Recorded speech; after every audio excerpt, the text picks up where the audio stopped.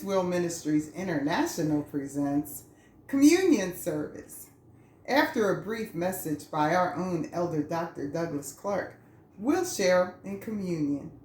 Take it away, Dad. Blessings, everyone.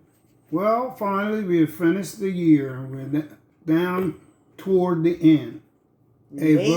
A most memorable time of the year, because you know who was estimated to be born 2,000 some odd years ago.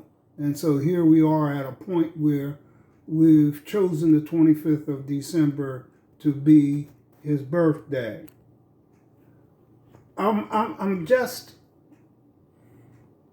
happy in a way and saddened in another way.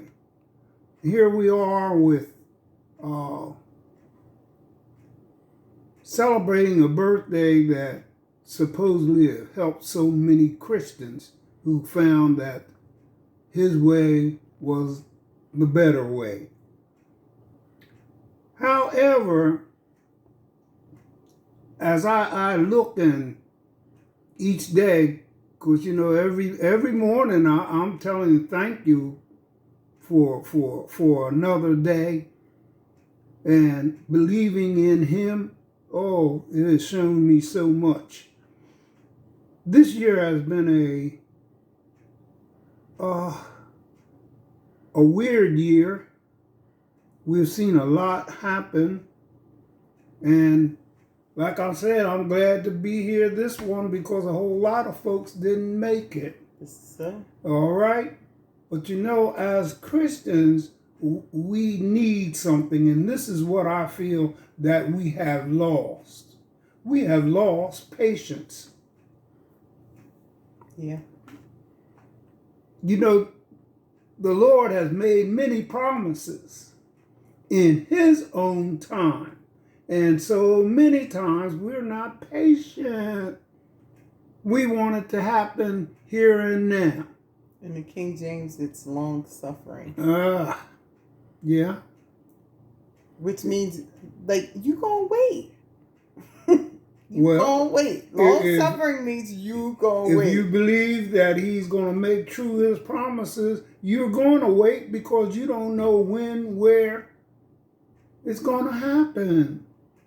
But he promised you that it will happen. Mm-hmm. All right? Mm-hmm. I was reading through some scriptures and I like this one. Listen to this.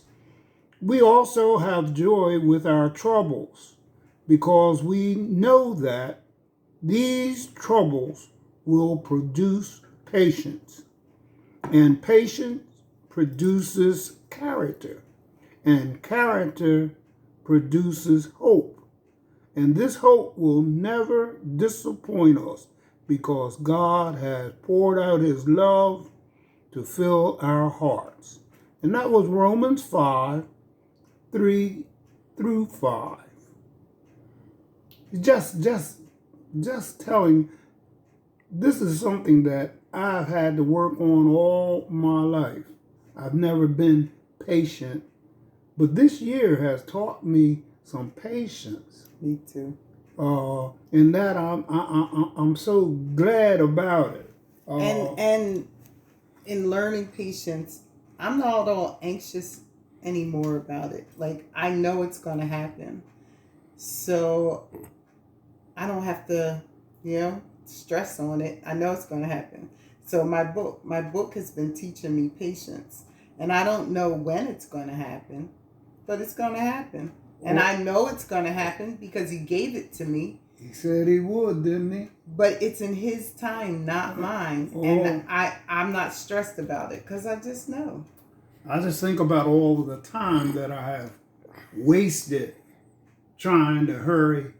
God made me think of a song he used to sing in church. You can't hurry God. And you can't.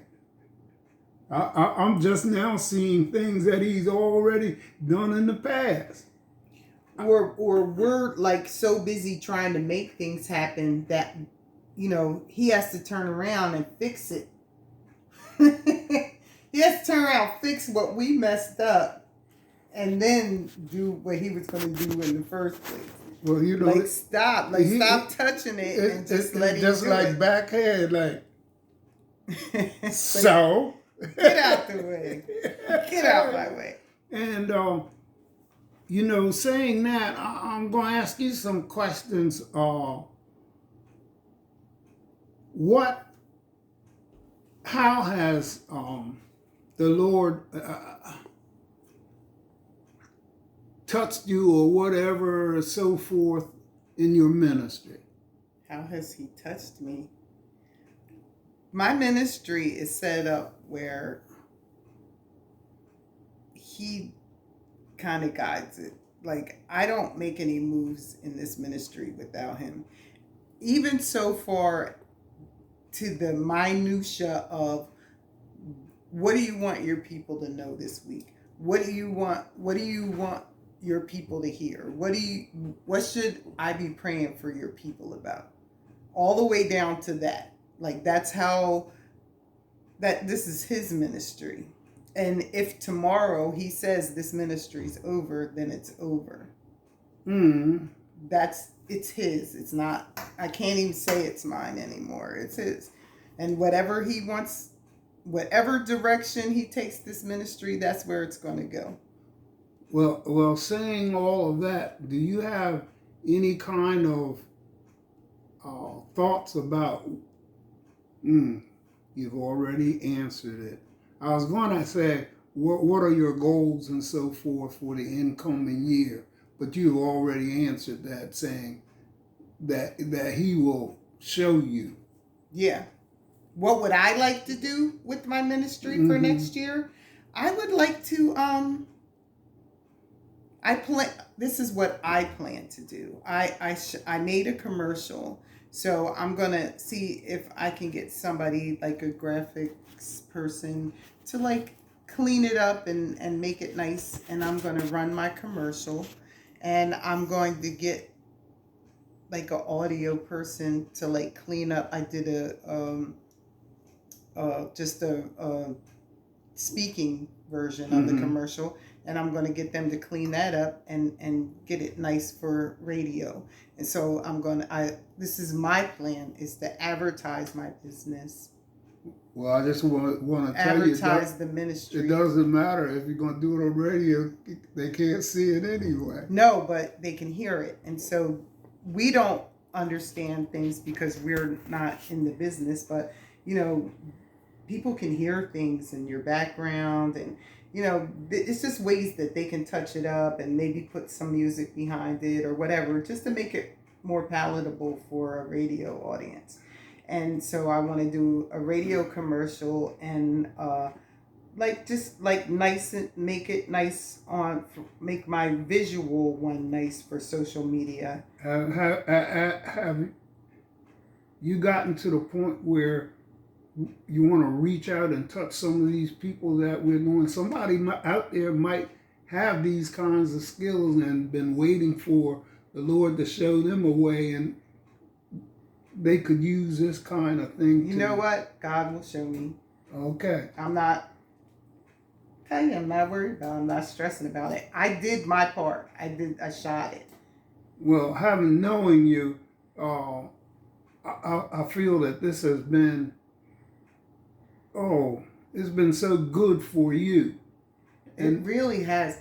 This ministry has really helped me to heal.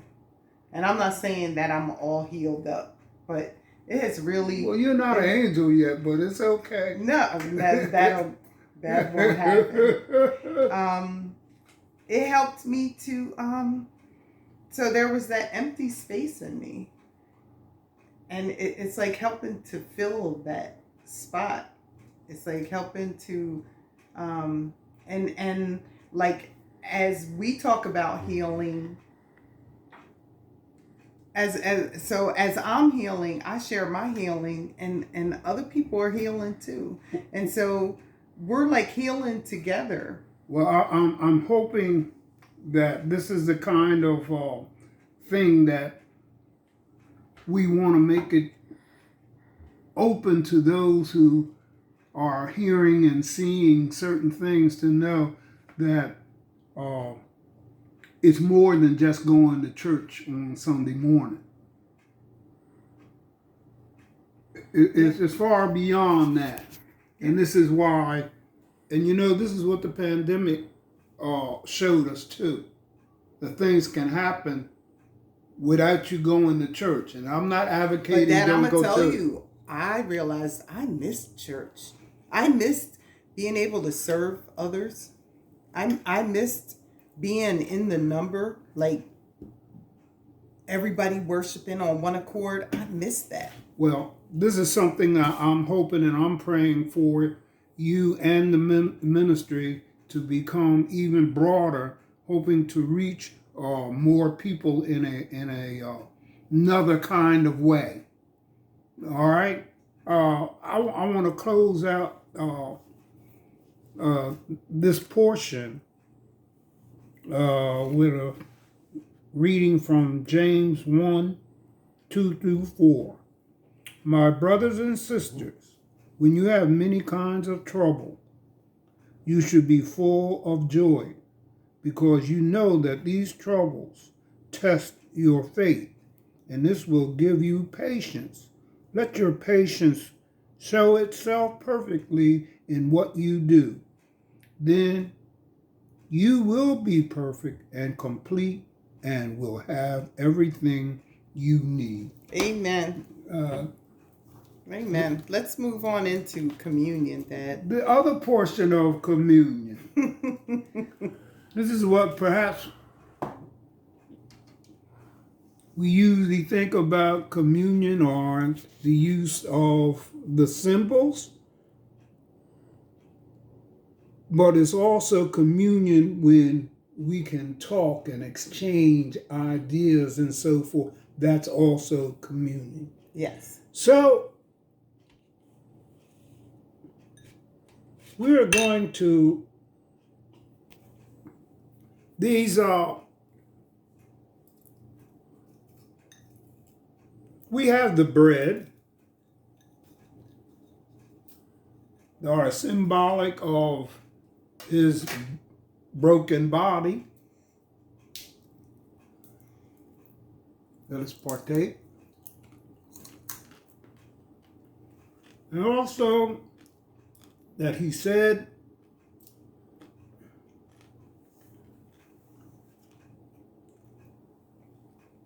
take this in due remembrance of me. So let us drink the wine representing the blood of his body. Amen. Amen. Join us next time when In His Will Ministries International presents Communion Service. Until then, bye.